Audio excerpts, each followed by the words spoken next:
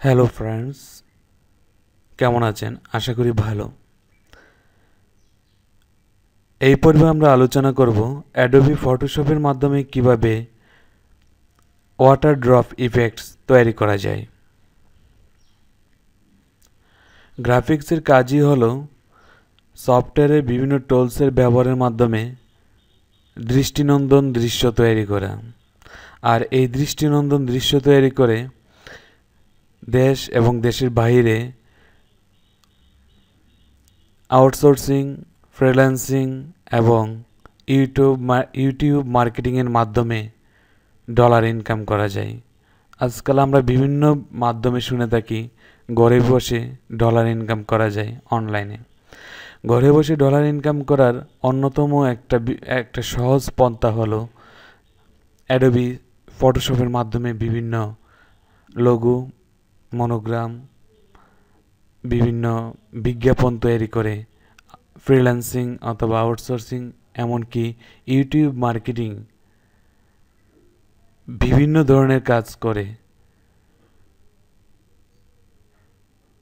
Dollar income করা যায়। আর এই বিষয়গুলো সহজে আত্মস্থ করার জন্য আমাদের আইসিটি টিউটোরিয়াল এর চ্যানেলটি লাইক করুন এবং সাবস্ক্রাইব করে আমাদের সঙ্গেই থাকুন। প্রতিদিন পেতে থাকুন নতুন নতুন টিউটোরিয়াল। শুরু করছি আজ কিভাবে ওয়াটার ড্রপ ইফেক্ট তৈরি করা যায় অ্যাডোবি ফটোশপের মাধ্যমে। এর জন্য আমরা প্রথমে যে কাজটি করব, প্রথমে একটি নতুন পৃষ্ঠা নিয়ে যাব যার সাইজ হবে 800 বাই 800 পিক্সেল। এখানে রেজুলেশন 300, অথবা ইলেকট্রনিক্স মিডিয়ার জন্য তৈরি করলে সেটা আমরা করে নিব 72+। ব্যাকগ্রাউন্ড হিসেবে আপাতত ট্রান্সপারেন্ট নিচ্ছি, দেন ওকে।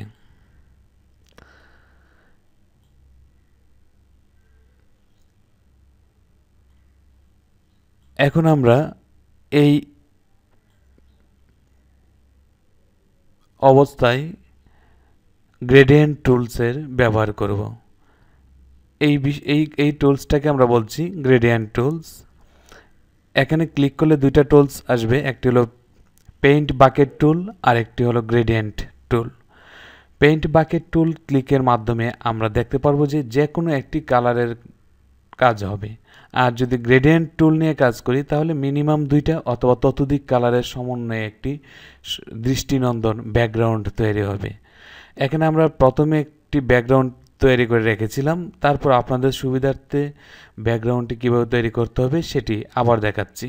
তো গ্রেডিয়েন্ট টুলে ক্লিক করলাম। গ্রেডিয়েন্ট টুলে ক্লিক করার সাথে সাথে দেখতে পারবো উপরে একটি বক্স দেখা যাচ্ছে, সেখানে ক্লিক করব এবং ক্লিক করার সাথে সাথে দেখতে পারবো গ্রেডিয়েন্ট এডিটর নামে একটি উইন্ডো ওপেন হয়েছে। এই উইন্ডোর কালার প্যালেটে আমরা জাস্ট দুইটা স্টপ আপাতত নিব, একটা লেফট অ্যান্ড রাইট। আর প্রয়োজন হলে আমরা একাধিক কালার প্যালেট এখান থেকে কালার স্টপ নিতে পারি। যেহেতু আমার আপাতত প্রয়োজন নেই, সেগুলোকে ডিলিট করে দিচ্ছি। বাম দিকে ক্লিক করে এখান থেকে কালার নামে যে বক্স আছে সেই বক্স থেকে 1 2 3 নাম্বার কালারটা আমরা সিলেক্ট করলাম, দেন ওকে। অথবা আপনি এখানে কালার কোড মনে রাখতে পারেন 000099, ওকে। দেন আমরা ডান দিকের কালার স্টপে ক্লিক করব এবং ক্লিক করে কালার বক্স থেকে নির্দিষ্ট উপরে সবার উপরে যে কালারটি আছে সেটি নিব, অথবা আপনি 0033FF এই কালার কোডটি মনে রাখতে পারেন, দেন ওকে।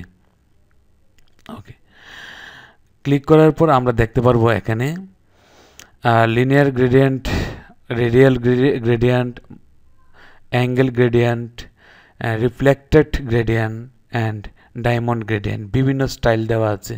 তো সেখান থেকে আমরা রিফ্লেক্টেড গ্রেডিয়েন্ট টুলটি সিলেক্ট করব এবং নিচ থেকে উপরে ড্র্যাগ করে দেব। দেখুন এটা বিভিন্নভাবে ড্র্যাগ করা যায়, এক কর্নার থেকে অন্য কর্নারে, বাম দিক থেকে ডান দিকে, উপর থেকে নিচে অথবা নিচ থেকে উপরে। আপনার যে ইফেক্টটি প্রয়োজন হয় ঠিক সেই ইফেক্টটি ব্যবহার করবেন।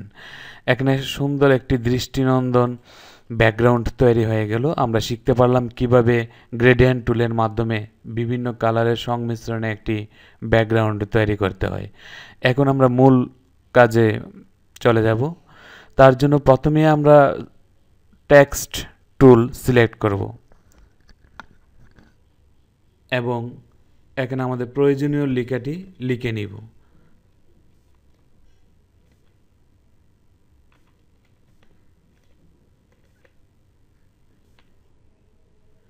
এবং সিলেক্ট করে প্রয়োজনীয় কালারটি ফিল করে নিব।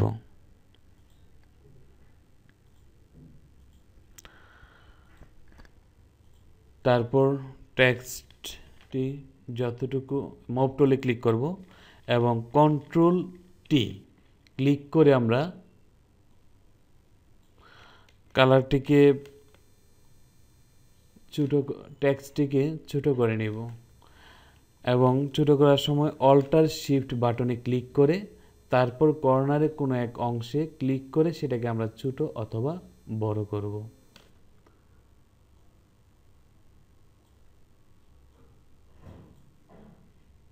এন্টার বাটনে ক্লিক করব। দেন আমরা টকটেক নামে যে লেয়ারটি আছে সেই লেয়ারটি রাইট বাটনে ক্লিক করব এবং রেস্টারাইজ লেয়ার করে দেব। সেখান থেকে আমরা কিছু ওয়াটার ড্রপের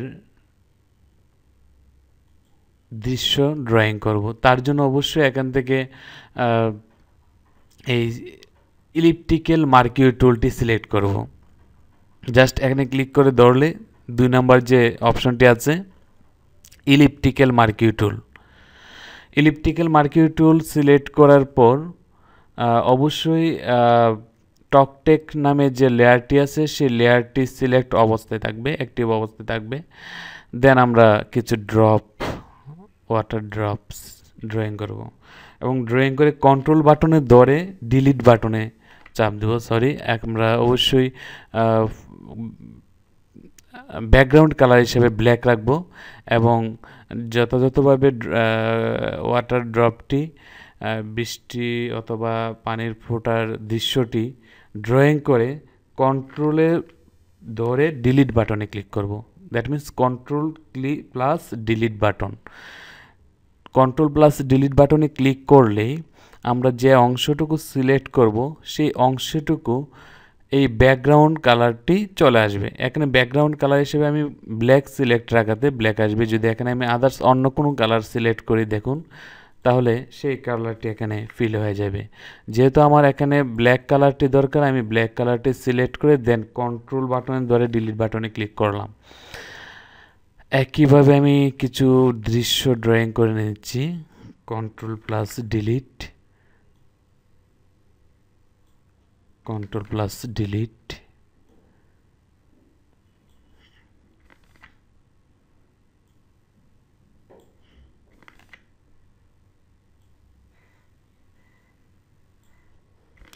মাউস দিয়ে ধরে ড্র্যাগ করে যতটুকু সুন্দরভাবে প্রয়োজনীয় ইফেক্টটি তৈরি করার প্রয়োজন হয় সেটা ড্রয়িং করে তারপর কন্ট্রোল ডিলিট। এরপর আমরা নিচের অংশে চলে আসব, একইভাবে কিছু ড্রয়িং করব এবং প্লাস কন্ট্রোল ডিলিট।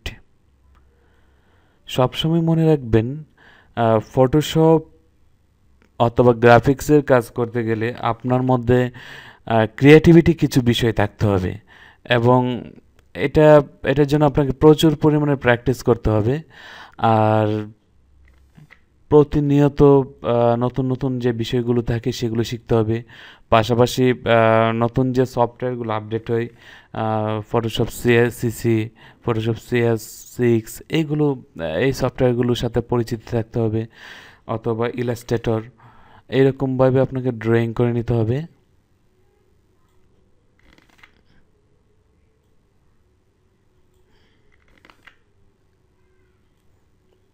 একটু বড় করে ড্রয়িং করলাম এটা। তারপর কিছু ছোট ছোট ড্রয়িং করা হলো।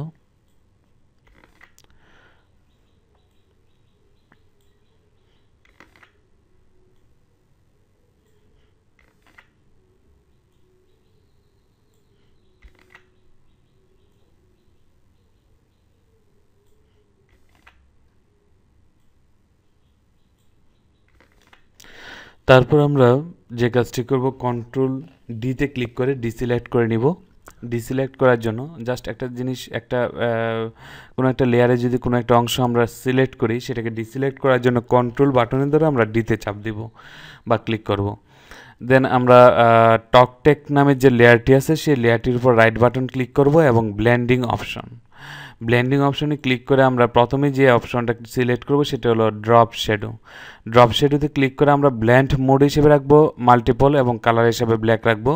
সেটা 75% থাকবে এবং অ্যাঙ্গেল হিসেবে থাকবে 120। আর ইউজ গ্লোবাল লাইট, এটা এই চেকবক্সের সঠিক চিহ্নটি দেওয়া থাকবে।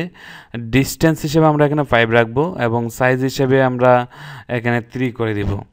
তারপর চলে যাব আমরা এখানে, দেখুন লক্ষ্য করে ড্রপ শ্যাডোতে যে সেটিং করার প্রয়োজন ছিল সেটা আমরা করে ফেলছি। আবার বলছি, ব্লেন্ডিং মোড হিসেবে থাকবে মাল্টিপ্লাই আর কালার হিসেবে থাকবে ব্ল্যাক। এখানে অপাসিটি হিসেবে আমরা 75% রেখে দিলাম, অ্যাঙ্গেল হিসেবে 120 আর ইউজ গ্লোবাল লাইট চেকবক্সটি আমরা সঠিক চিহ্ন দিয়ে দিলাম। ডিস্টেন্স হিসেবে 5 পিক্সেল নিলাম, স্প্রেড হিসেবে যা আছে তাই 0, সাইজ হিসেবে আমরা এখানে করে দিলাম 3 পিক্সেল।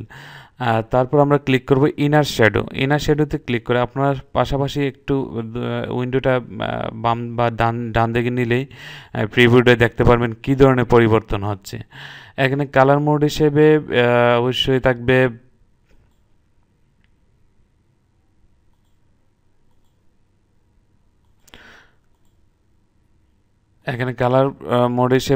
মাল্টিপ্লাই আর অপাসিটি হিসেবে 75, তারপর অ্যাঙ্গেল হিসেবে 120, ডিস্টেন্স হিসেবে 5 থাকবে আর চৌক হিসেবে আমরা 0 রাখলাম আর সাইজ হিসেবে এখানে রাখলাম 1। তারপর আমরা চলে যাব বেবেল অ্যান্ড এমবোসে গিয়ে প্রথমে যে কাজটা করব, স্টাইল হিসেবে ইনার বেবেল রাখবো আমরা। টেকনিক হিসেবে সেখানে আমরা হার্ড করে নিব। তারপর ডেপথ হিসেবে এখানে আমরা 400 করে নিব আর ডিরেকশন হিসেবে আপ থাকবে। সাইজ হিসেবে 5, সফটেন 0 করে রেখে দিলাম। অ্যাঙ্গেল 120, চেকবক্স আমরা সঠিক চিহ্ন দিয়ে রাখলাম, 30 থাকবে। এখানে হাইলাইট মোড হিসেবে স্ক্রিন থাকবে এবং হোয়াইট কালার, এটাকে আমরা অপাসিটি হিসেবে আমরা 100% করে নিলাম। শ্যাডো মোড হিসেবে থাকবে এখানে কালার ডজ এবং কালার হিসেবে থাকবে হোয়াইট। ওকে, এটাকে আমরা 50% বা 55% করে নিলাম। তারপর আমরা চলে যাব ব্লেন্ডিং অপশনে গিয়ে আমরা শুধুমাত্র যে কাজটি করব, ফিল অপাসিটি, এটা আমরা 0 করে দিব। আপনারা লক্ষ্য করে দেখেন ফিল অপাসিটি 0 করার সাথে সাথে আমি যে ইফেক্টটি তৈরি করতে চেয়েছিলাম, ওয়াটার ড্রপ ইফেক্টস, সেটি তৈরি হয়ে গেল। সবশেষে ওকে বাটনে ক্লিক করব। আমরা টকটেক নামে যে লেখাটা লিখেছিলাম সেটা ওয়াটার ইফেক্ট হলো এবং পাশাপাশি যে ড্রপগুলো করেছিলাম সেটাও ওয়াটার ইফেক্ট হয়ে গেল। তো আশা করি বন্ধুরা আপনারা প্র্যাকটিস করবেন এবং প্র্যাকটিস করে এই বিষয়টি আয়ত্ত করবেন। সবসময় মনে রাখবেন, একটি বিষয় দেখার সময় খুব সহজ মনে হয়, কিন্তু প্র্যাকটিস না করলে সেটা খুব সহজে ভুলে যায়। সো যত বেশি আপনি প্র্যাকটিস করবেন তত বেশি আইডিয়া আসবে এবং ক্রিয়েটিভিটি আপনার মধ্যে তৈরি হবে।